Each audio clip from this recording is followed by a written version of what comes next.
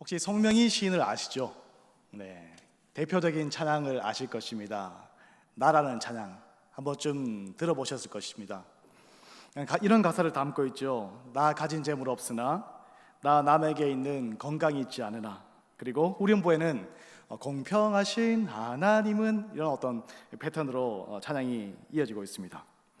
이 나라는 찬양이 참 우리 그리스도인들에게 깊은 감동을 주었습니다.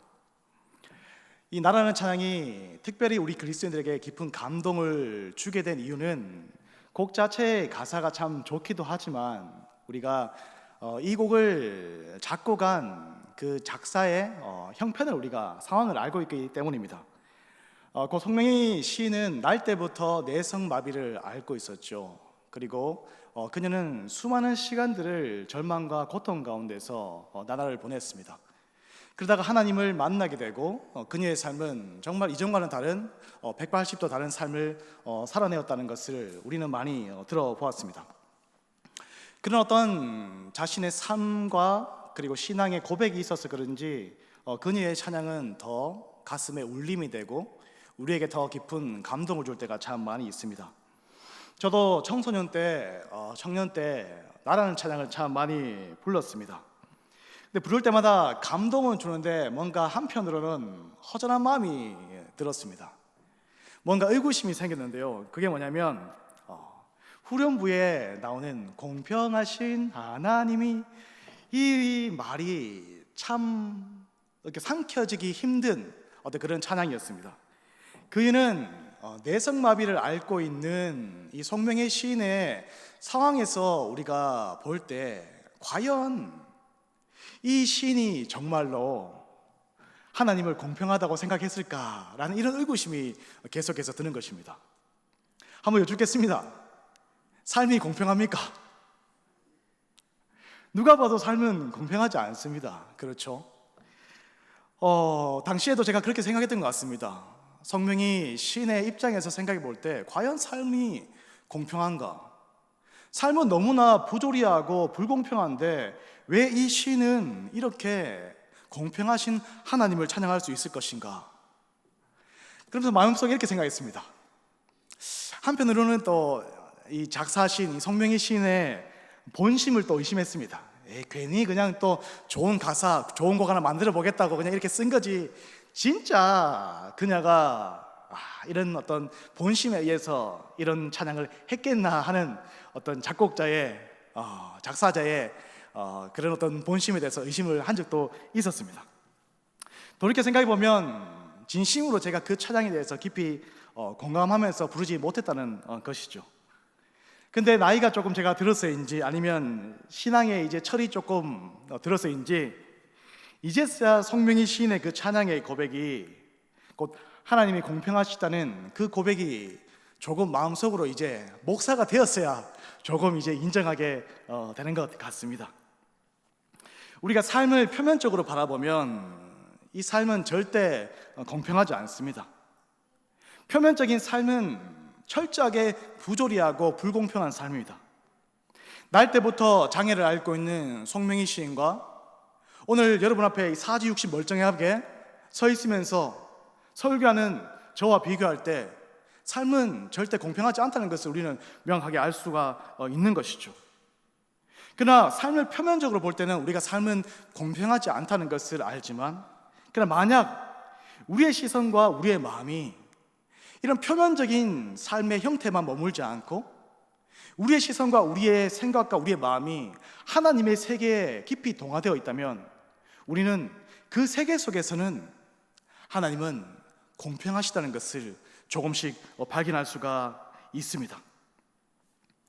우리가 삶이 공평하지 않다고 느껴지는 것은 어쩜 그 이유는 다른 데 있는 것이 아니라 송명희 시인이 경험했던 그 하나님의 놀라운 풍성함의 세계, 그 신앙의 세계를 오늘 우리가 경험하고 있지 못하기 때문일 것입니다.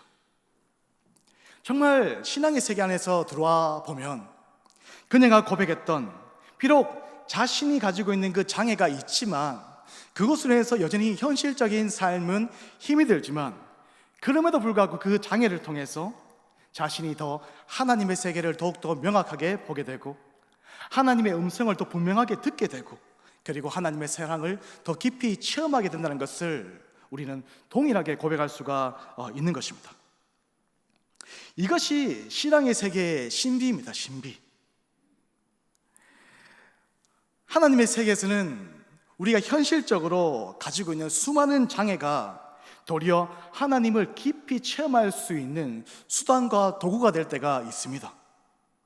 제가 지금 장애를 미화시키기 위해서 지금 하는 소리가 아닙니다. 이것은 진실입니다. 그와는 반대로 표면적으로는 우리가 너무 삶이 안정되고 또한 윤택하게 살아갈 수 있는 모든 삶의 여건들이 다 마련되어 있다고 할지라도, 근데 도리어 그 모든 어떤 조건들과 형편들이 도리어 하나님의 세계에 깊이 빠져들게 하는 것과 하나님의 음성을 분명하게 듣는 것, 하나님의 현실을 깊이 목도하게 하는 것에 있어서는 장애가 된다는 것을 우리는 발견하게 됩니다. 제가 가지고 있는 이 혈기왕성한 이 에너지들, 그리고 이 좋은 눈, 그리고 이 좋은 목소리는 아닌가요?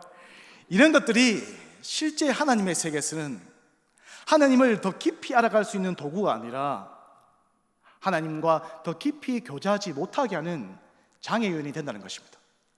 혈기왕성하기 때문에 오늘 또 수요예배 드리고 싶지 않고 골프 치러 가고 싶은 마음이 드는 것이죠.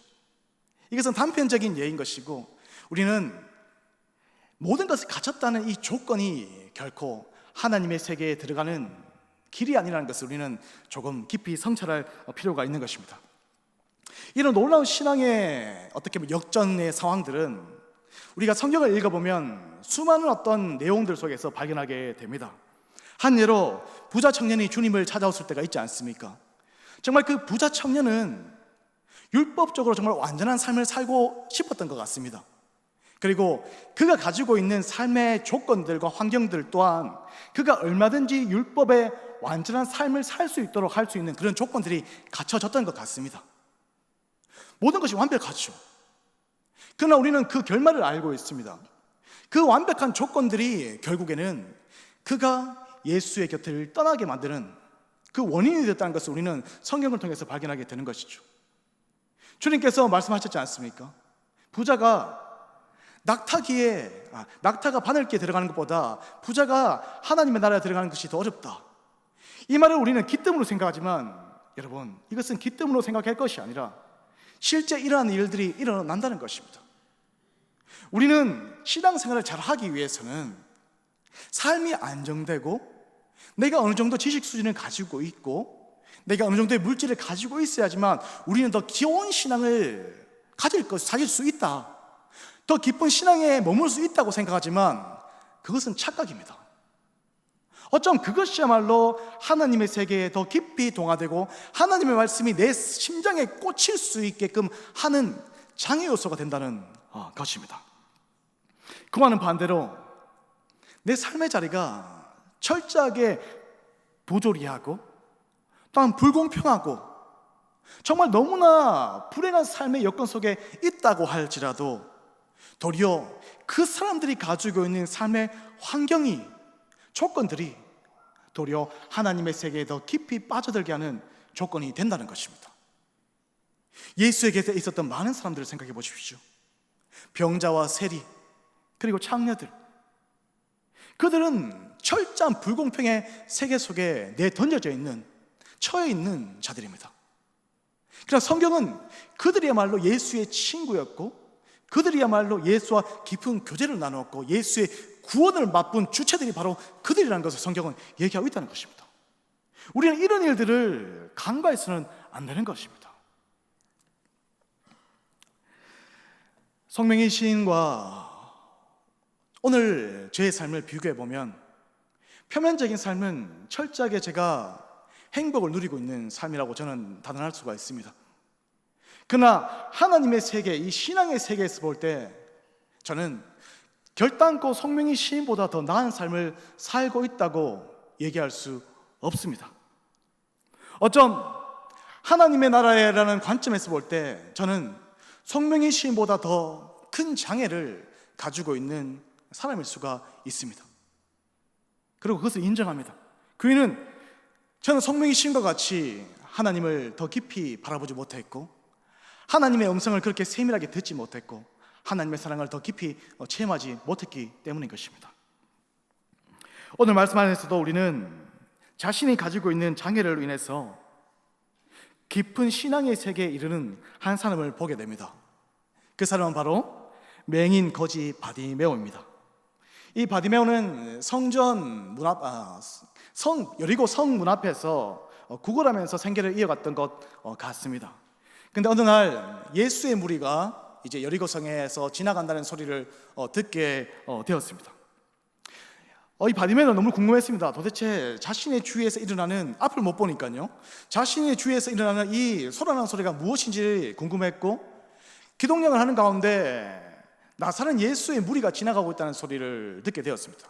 그 시로 인해서 이제 이 바디메오는 소리 지릅니다. 다윗의 자손 예수여, 나를 불쌍히 여겨 주십시오. 다윗의 자손 예수여. 저는 오늘 이렇게 약하게 소리 지르지만 아마 자신이 할 수 있는 모든 몸짓과 소리를 쏟아내었을 것입니다.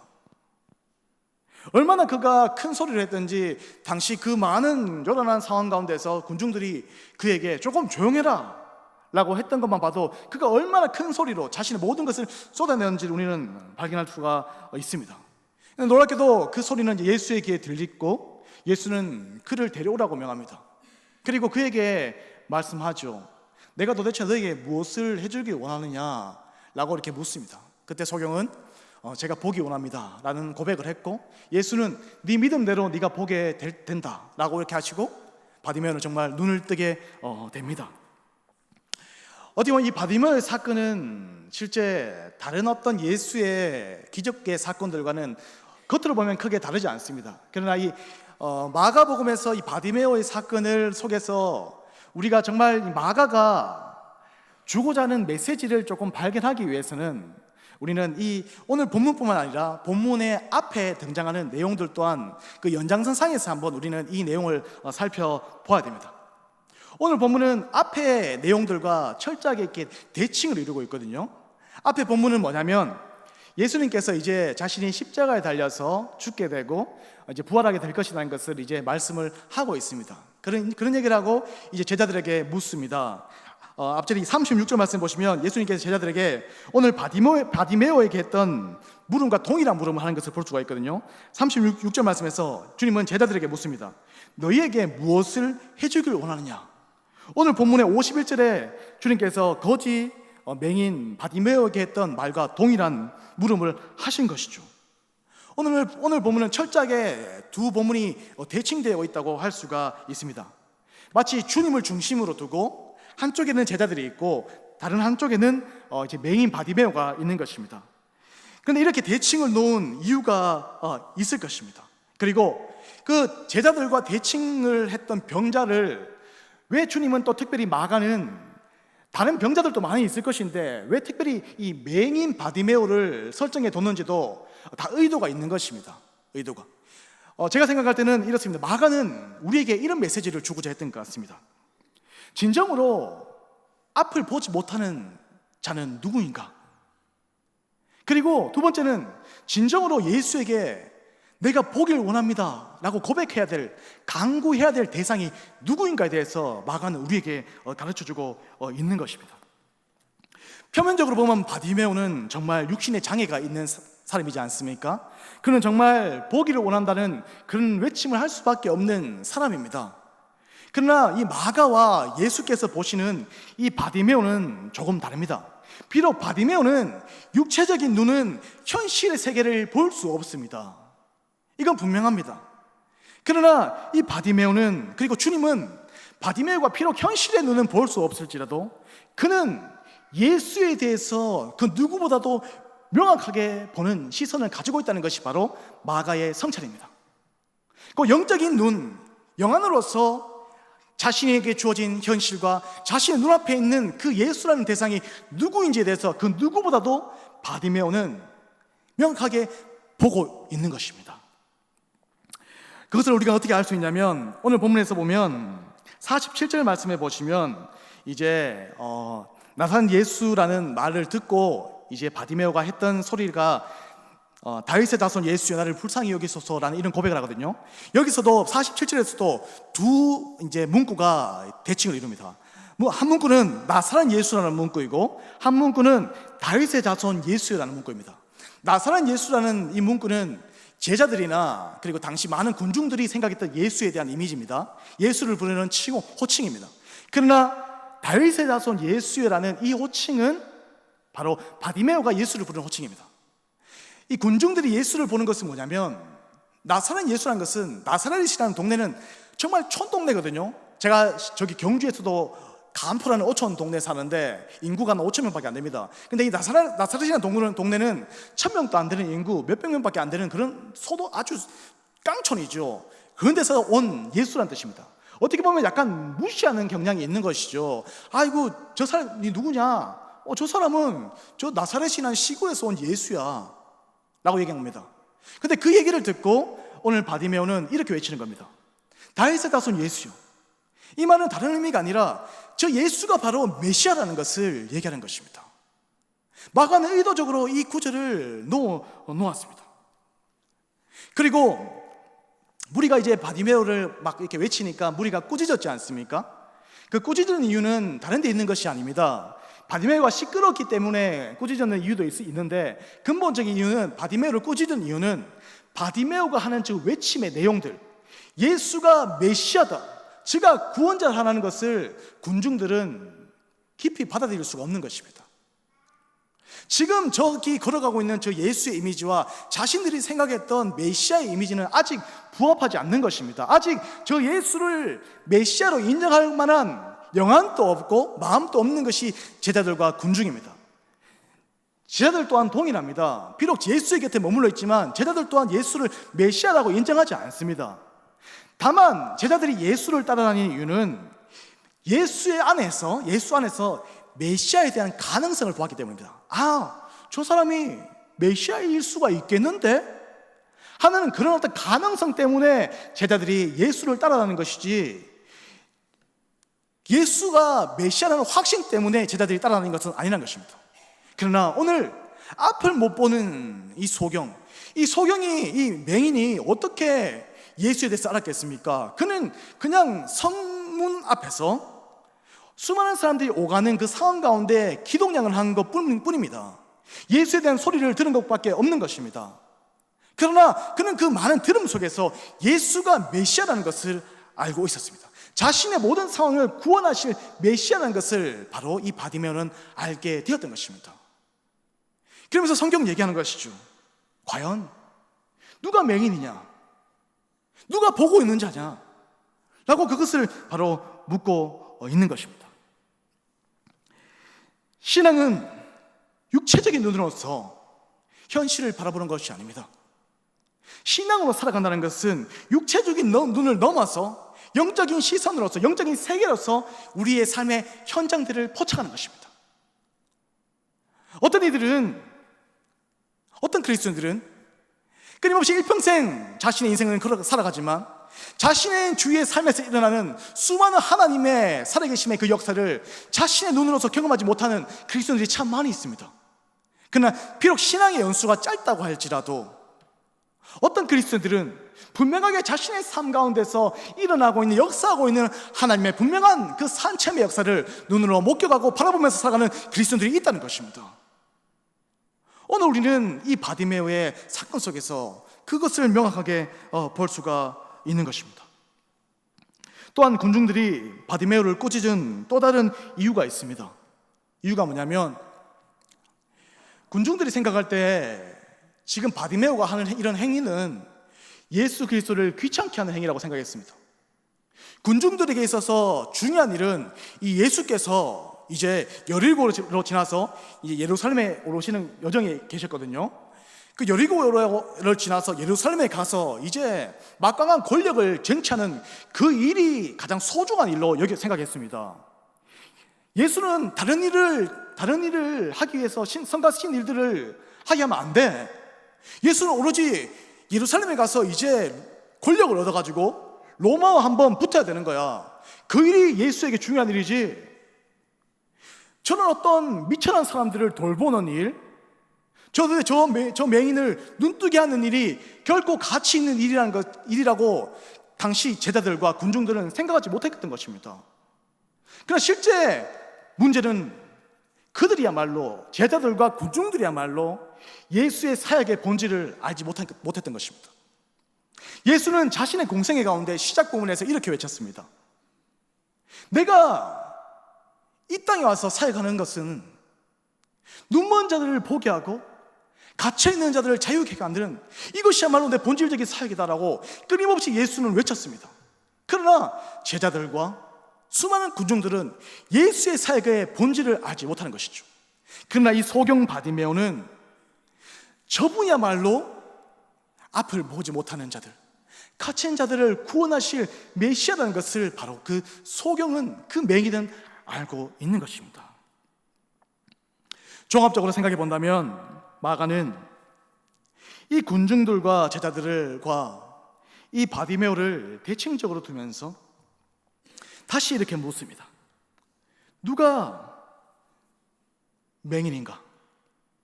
그리고 누가 하나님의 세계를 보고 있는가? 그리고 누가 주님 앞에서 주님, 내가 보기를 원합니다. 내 삶에 역사하시는 그 주님을 보기 원합니다. 내 삶에 여전히 섭리하고 계시는 그 하나님의 세계를 보기 원합니다 라고 간구해야 될 그 대상이 누구냐라고 바로 이 마가는 우리에게 외치고 있는 것입니다. 사랑하는 성도님들, 누가 진정으로 보는 자입니까? 오늘 우리는 제자들의 무리 가운데 있습니까? 아니면 바디메오 같은 상황 가운데 있습니까? 오늘 현대를 살아가는 그리스도인들은 물질주의와 성공주의와 욕망의 마음에서 사로잡혀서 자신에게 주어진 삶의 현실 속에서 하나님의 섭리를, 하나님의 세계를 포착할 만한 믿음의 능력을 상실했습니다. 철저하게 현실주의자가 되어서 자신의 삶 가운데 어떻게 하나님의 세계를 펼쳐지고 그 하나님의 일이 도대체 무엇인지에 대해서 깊이 깨달을 수 있는 그리스도인들이 점점 줄어들고 있습니다. 그러면서 착각합니다. 나는 세상을 잘 알아. 나는 정치도 잘 알고, 나는 돈 버는 법도 잘 알고, 나는 잘 알아 라고 착각을 합니다. 그러나 그는 결국 아무것도 보지 못하는 맹인에 지나지 않고, 그러나 비록 돈 버는 것을 알지 못하고 내가 이 세상에서 생존하는 법을 알지 못할지라도 이 세계에 하나님의 일이 무엇인지를 명확하게 바라보는 그리스도인들, 그리고 자신의 삶에 언제나 하나님께서 섭리하고 계시던 그 놀라운 영적인 능력을 포착할 수 있는 그리스도인들, 그들이야말로 보는 자입니다. 신앙의 세계는 이렇게 신비롭습니다. 사랑하는 성도님들, 보기를 원하십니까? 성령님을 간구하십시오. 그리고 끊임없이 기도하십시오. 성령님, 내가 보기 원합니다. 내가 내 삶에 아우르는 그 놀라운 주님의 구원의 역사를 보기 원합니다. 그리고 하나님의 일을 보기 원합니다. 이런 고백으로 살아갈 수 있는 여러분과 제가 될 수 있길 주님의 이름으로 간절히 축복합니다.